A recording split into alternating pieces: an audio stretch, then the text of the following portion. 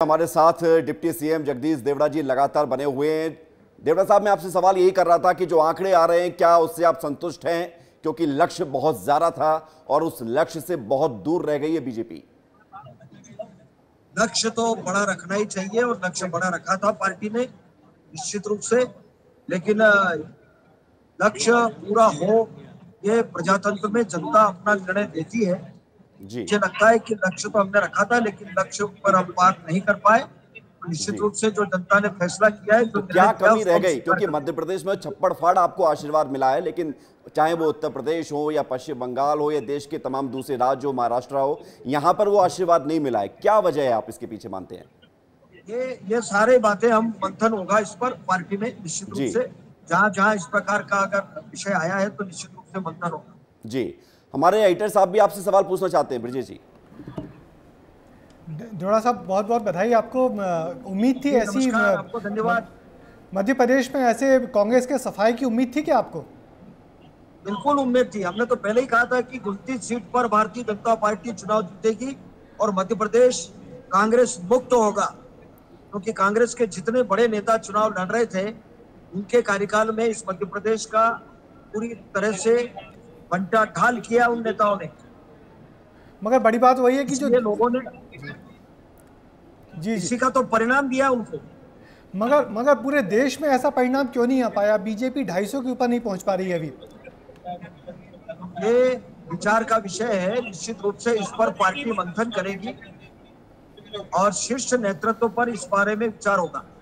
जी, जगदीश देवड़ा जी, एक सवाल मैं आपसे करूंगा, उसके बाद फिर खांडेकर साहब हमारे साथ जुड़े हुए हैं, वरिष्ठ पत्रकार, वो भी आपसे सवाल करेंगे। लेकिन मेरा सवाल ये है कि वो छिंदवाड़ा में जो जीत दर्ज हुई है, उसके अंदर की बात तो बता दीजिए।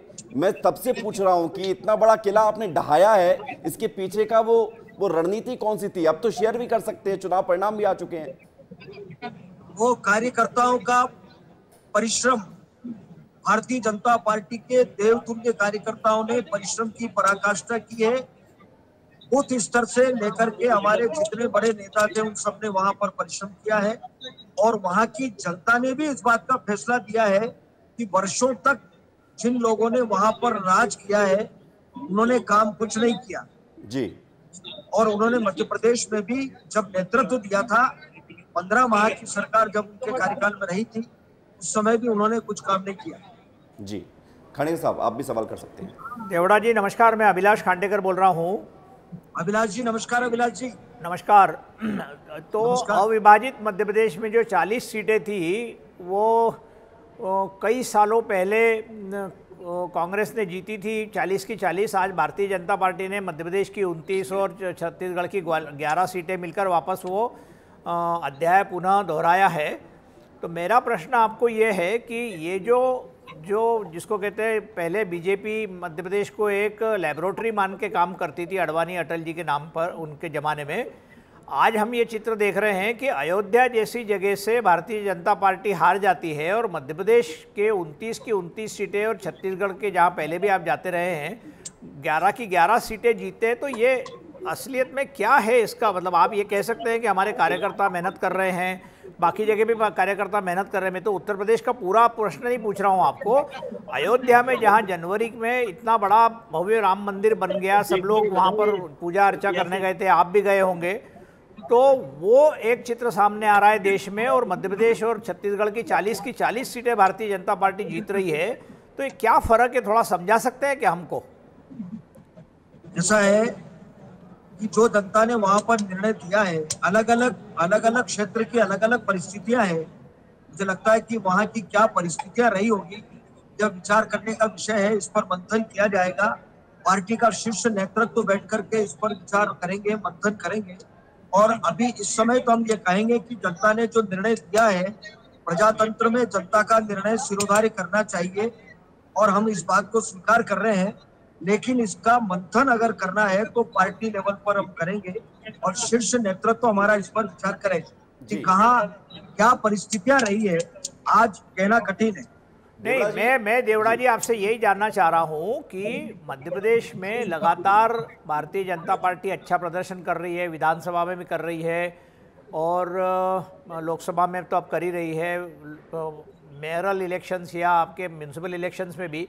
तो ऐसी क्या खासियत है मध्य प्रदेश में कि भारतीय जनता पार्टी के प्रति लोग लगातार बढ़ती संख्या में आकर्षित होते जा रहे हैं? तो is it A party with a difference, कुछ अलग ऐसा कुछ दिख रहा है क्या, जो मैं आपसे, जो पार्टी के एक वरिष्ठ कार्यकर्ता आप है, उसकी दृष्टि से मैं समझने की कोशिश कर रहा हूँ आज के दिन? पार्टी का, मध्य प्रदेश भारतीय जनता पार्टी का और जनसंघ के समय से ये गढ़ रहा है, और निश्चित रूप से शीर्ष नेतृत्व भी इस बात को जानते हैं कि मध्य प्रदेश पार्टी का बहुत बड़ा पुराना गढ़ है, और इसी कारण यहाँ पर अभी यह बहुमत दिया है और 29 सीट पर भारतीय जनता पार्टी को आशीर्वाद दिया। जी देवड़ा जी, एक सवाल मेरा ये है कि प्रधानमंत्री नरेंद्र मोदी का चेहरा सबसे आगे रहा पूरे देश भर में।